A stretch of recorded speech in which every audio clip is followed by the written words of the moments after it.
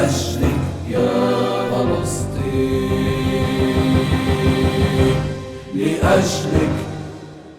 مرام بوحبل مشاركة في الدورة 22 لمهرجان الأغنية التونسية بعمل ضد من كان تجمع.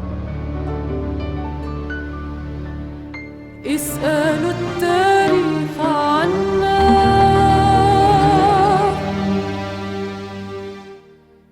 كيف في الأيام كنا، عاش فينا المجد دهرا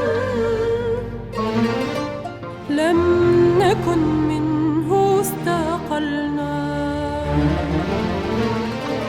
فلنمد الآن جسرا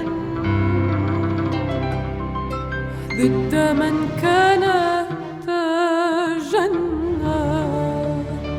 في أراضينا وقود وثمار وجنود، فتأمل يا رفيقي التوت فينا قيود،